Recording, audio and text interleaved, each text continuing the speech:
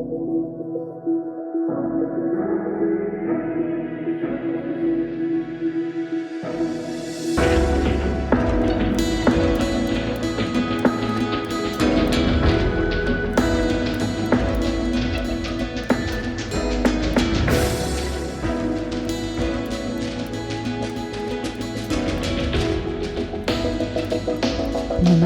and hello. Welcome to yet another episode of The Light Within. In this episode, we are diving into something that feels more important now than ever: emotional well being and heart centered living. So many of us are silently struggling to stay grounded and emotionally healthy while juggling with responsibilities, expectations, and the pace of modern life. In almost all my episodes, I have spoken about heart centered living, which means to live in grace without resisting. And in today's world, where there's so much to deal with, it's essential that we get reminded about how to do it. We'll explore how to keep our hearts soft, open, and compassionate while also building the kind of resilience that helps us face life with strength, with grace. It's about showing up fully, doing our duties, but not at the cost of our emotional health. Let's talk about how to live with heart and protect it too. Let's get started. Let me share a bit of context here first. Although most of you already know about it, but let me share a few perspectives about how the world has become so complex. The complexities are in layers and they exist in all sections of life. This is not a pessimistic view, but a reality for most of us. As much as we want to simplify life, we see such contrasts existing around us that it is hard to detach and design a life as per our own preferences. Even if you're focused on simplifying your life, there are situations that pull your attention and energy in multiple directions, which leaves us physically, emotionally exhausted. Look around you and you will be amazed at the variety of issues that exist in people's life. In these times, the need of the hour is to build emotional resilience. No matter what people say, whether you are a man or a woman, you are at the end of the day an emotional creature. No matter what side of your personality you show out to the world, some people have more dominant logical side, some people have more emotional, outwardly emotional side. However, at the end of the day, we are emotional creature. While it is up to us how much emotional energy we want to give to a certain thing, and that would also vary depending on our conditioning and life experiences. One thing is for sure: we will have emotional reactions, which means our heart needs to be taken care of more than anything else. We are experiencing cognitive overload like never before. There are feeds, news, work pressures, health concerns, and a number of other things going on. I'm not even counting the already existing fears and unresolved issues that we are dealing with in our minds. As of now, I'm only talking about the external things which are visible to other people as well. Couple this with your internal demons, which is anxiety, fears, insecurity, etc. In these times, we must consciously take care of our emotions and build a heart that is soft but resilient. I've said it many times before. You can't talk about anything with authority without having experienced it. So I am going to speak from my experience. Having gone through some turmoil in the recent past, I know how hard it is. And this is the very reason I am in a position to even talk about it. I know the traps and understand the spaces one can be pushed into in the face of difficulties. This may not be all encompassing. I am not even saying I know it all. I may just know a little, and this is my intent with this podcast, to share what little I know. Some people call it how to stay strong. I won't call it that. Staying strong has some connotations that I don't agree with. So I'm going to talk about how to build a resilient heart, how to have a soft heart and a strong spirit. So let's dive into some tips that can help you ease your journey. First thing on my list is understanding emotions. We are talking about having a soft heart and building a resilient spirit, right? The first step in that direction is to understand your emotions. Emotions are a habit of thought, and our first instinct is to lean towards doubt and not trust. Emotions are vibrational guidance. Your feelings are telling you how aligned you are with your inner being, your true self, your authentic self. Whether you're dealing with health issues, instability at work, or something else, your emotional reactions are telling you where you are at this point in time. Logically, you may be taking all the action that is needed, but your state of being, if it is anything other than joyous, it is telling you that you need to change something. You can't change the situation, obviously. If that was the case, you would have done it already. Then, what is it that you need to do? You need to focus on alignment. Emotional resilience means choosing the thought that feels better and move into alignment, one thought at a time. Choose better feeling thoughts. That should be your go to. Choose better feeling thoughts. Reach for the next best thought to raise your vibration. I've mentioned in my earlier podcast episodes also how much I love Abraham Hicks and their teachings. And these insights that I'm sharing with you are coming from them actually. I have tried and tested their teachings and it works 100%, no exceptions. This suggestion of choosing a better feeling thought can slowly move you up the emotional scale, and if you believe in law of attraction, it can help you attract better as well. Your emotional state shapes your life experience. Joy is our natural state. Resilience comes from returning to joy, ease, flow, and not forcing solutions. It may be very hard to hear and much less believe, especially in difficult times, but make the effort to gently move up the emotional scale, one manageable step at a time. For example, if you're feeling powerless, moving to anger can actually be a positive shift. Now, you might say that anger is not a good emotion. It may be seen as a negative emotion, but it is still a progress from where you were, which was feeling powerless. Moving to anger can actually be a positive shift because it's more active emotion with a sense of control. From anger, you may shift to blame. It is slightly less intense, however, it is more outward focused.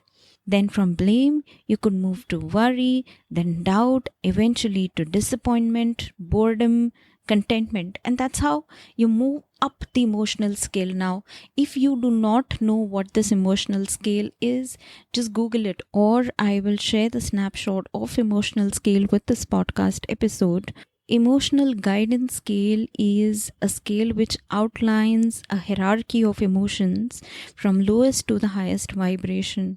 At the lowest, we have fear, grief, depression, despair, powerlessness, and at the top, we have joy, empowerment, freedom, love, appreciation.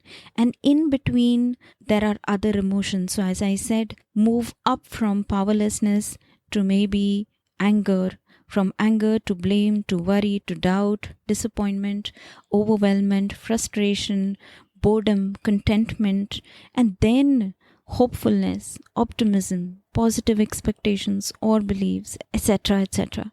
The emotional scale will help you understand where you are in terms of your emotions. And once you have the sense of awareness, you will be able to move up one thought at a time.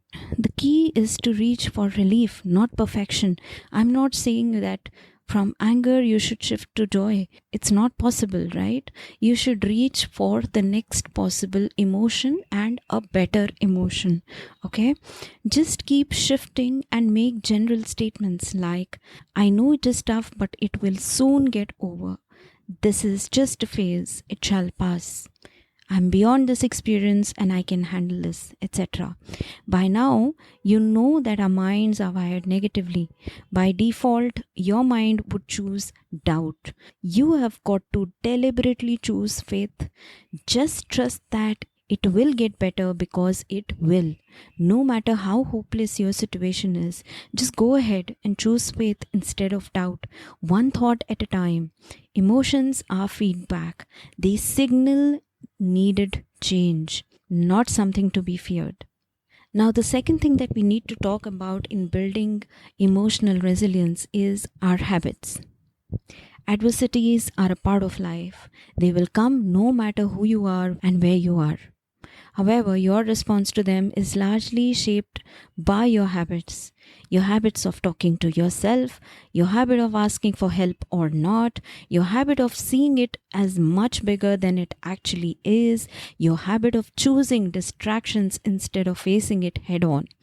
If you don't control your habits on a day-to-day basis, it is highly unlikely that you'll be able to respond to the challenges in a sorted way, the way it is required to be managed when it is needed. Cutting down on sugar, physical exercises, starting your day with intentions rather than autopilot are some of the examples of how just simple daily habits can help you in tough times. The meaning you give to events determines your emotional power, and that is a habit of thought.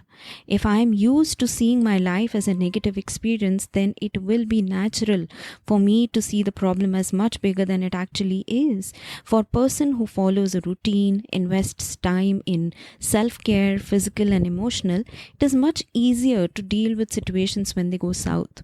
For someone who's habituated themselves into looking at the world pessimistically, hardly goes for exercise, cold showers, or even a simple walk, the inspiration just doesn't follow. In fact, they don't even understand what it means to have inspiration because they have just habituated themselves into a routine which does not serve them. Our life is always talking to us. Always. When you take deliberate actions through daily habits, it just becomes so much easier to hear the guidance and take the action from that space. Emotional resilience is built by overcoming challenges, not by avoiding them. And a lot of us, what we are doing is that by binge eating, binge watching, getting ourselves distracted through Instagram posts and reels, etc., we are just distracting ourselves from worries and challenges. We got to face it head on, and that's the only way to evolve and get better at life. Own your reactions. Resilience comes from within, not from external control. So get in control of your habits. I know it is not easy, but it's much easier in today's environment because there are a lot of people who are teaching you how to change a certain habit. There are apps, there are courses, there are free content also. It's just that we need to build our willingness. We need to work on our willpower to be able to change the habits which are not serving us well. And habits play an extremely important role because it has to do with our day-to-day lives. You can't handle something that comes once in a blue moon if on a daily basis you have practiced something else. If you have practiced distraction, when time comes for you to take action or to handle a situation which is tough, you're going to distract yourself. You will not know how to handle it because that is what you have habituated yourself to do. So make a note, look at your habit, do an unbiased assessment of your habits, change them one at a time. The next thing that I want to discuss in terms of building emotional resilience is to look at your life journey beyond this lifetime. If you really want to have a resilient heart, you need to remind yourself that you're not here for the first time. Just this thought is so expansive and liberating. This thought helps you see life as a movie. And then you know that definitely this too shall pass. Remembering the self as a soul builds inner power and a sense of calm. It also helps you see difficult situation differently, because you know that no experience is a punishment, no experience is futile. Everything has a purpose, and that purpose is to help you evolve as a human being, as a soul. When I was writing this, I was just so much in flow. I was so much aligned, as if these words were coming from somewhere else. And when I'm talking to you, and when I'm sharing this insight with you, I know that this is going to resonate with you 100%, because no experience is a punishment, no experience is futile. Everything in life has a purpose, and that purpose is to help you evolve as a human being, as a soul, becoming a better version of yourself. When you move your consciousness from your body to your soul, your reactions come from a safe space with detachment and peace, and not impulse. It doesn't just help you, but everyone around you. Look at the ripple effect that you'll have if you remind yourself of this. Your calmness has a ripple effect, and people look at you with wonder. How could she manage it so calmly? Well, it is just alignment with your soul, and then the help arrives almost immediately. It helps you understand the karmic aspect also, and not see anything as punishment, but see it as something that you have got to process, because it is your own account. You have got to settle it without resisting. Nothing is an accident. A lot of us have a very negative understanding of karma. Karma is not negative at all. In fact, human birth is an opportunity. It's such a brilliant opportunity to understand where you are in life and look at what you've done in the past and what can you do in future. It is an opportunity that we must relish, and we should make the most of it. No matter how logical or scientific you are in your thinking, there are things that you would not be able to predict, assess, or explain. Our duty as human souls is to understand our duties, fulfill those duties without any resentment, and understand that whatever we are going through is our own creation. And that's how we should process life, we should live life. Look at your journey as a soul, and a lot of burden that you're feeling emotionally would automatically be released. Now, the next one on my list is something that I've shared time and time again in all my podcast episodes, and this is obviously my most favorite. To build emotional resilience and a soft heart, you must develop love for God and surrender to Him. There is absolutely no substitute for this. In fact, the aspect of developing love for God comes first before anything else.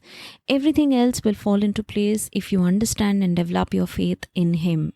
Yes, it is going to be difficult. While it's our nature, this is Kali Yuga, as we call it in our Hindu faith.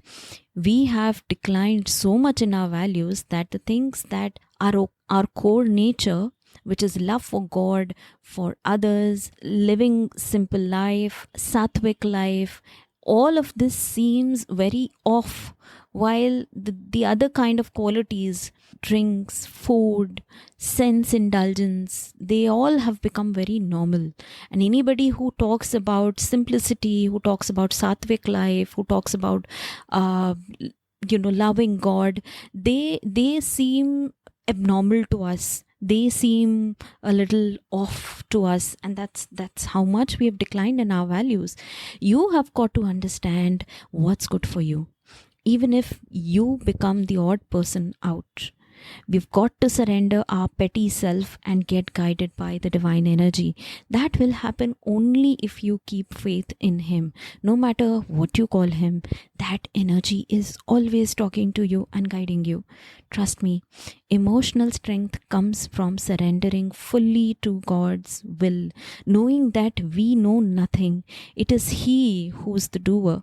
I think why it is difficult for most of us is because we don't have enough examples around, and even when internally we want to lead a life surrendered in the divine energy, the external forces pull us away from it.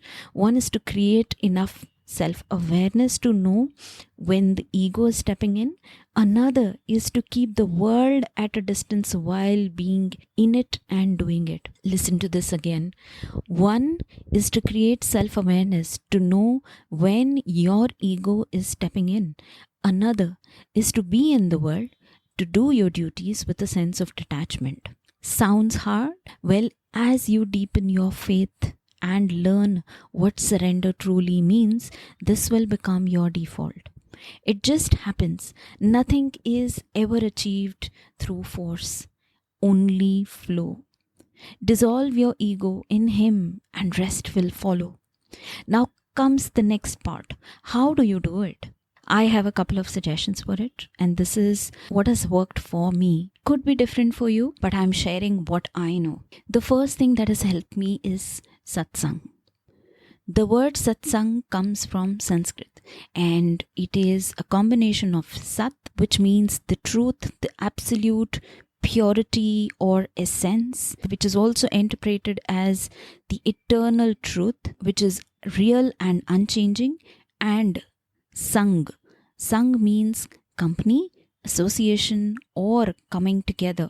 So satsang literally means association of truth or being in the company of true. In the spiritual context, it refers to being in the company of spiritually minded people, saints, guru. And you would know that in India, people go to satsang, which means it's a community, it's a group of people where a saint is sharing their knowledge with people. And especially in villages, in small towns, you would see these satsang happen very, very regularly. And a lot of people, even if they are not doing well in life, they are very joyous in life. It happens because they've been attending satsangs, they've been in that spiritual company, so they know what life means. I have had inclinations to read and listen to saints and the great ones ever since I was a child. I believe that even the intent to hear God's stories come from His grace. If I'm willing to read something about God or about saints, it is their grace, it is not my own doing. I, with all my heart, pray that you get inclined to hear satsang or the stories of saints and the great ones in whatever shape or form, because I know that it will make your life easier. If you can't attend satsang in person, go to YouTube. The time that you spend on Instagram, use that time to listen to satsangs. And if I have to make a few suggestions, you can listen to Sister Shivani, you can listen to Sadhguru, you can listen to Premanand Maharaj Ji, you can listen to SRF Monastic Channel, and many more. These people are doing such a great service to humanity by sharing their spiritual wealth with us. Not only will you find answers when you listen to them, you will realize that you are losing taste in things that do not serve you well. Certainly, your habits of thought will start to change, making your heart softer and stronger. The second thing that will help you is bhakti, devotion. When you put conscious efforts into realizing God's presence in your life, He lifts your weights and eases your path. I can obviously offer only words, and this may not even resonate with you because you have to experience it to understand it. But know this, when you spend time remembering Him, whether it is through meditation, through prayers, or through Nam Jap, which is name chanting, one of the easiest methods to come closer to God, these practices will purify you. Devotional practices like these, they cleanse you, not just your heart and soul, they also cleanse your karmic baggage. In the times that we are in, where life demands so much, this is one of the easiest practices. Commit to a number of chants or some minutes of chants, and it will help you in ways you can't even imagine.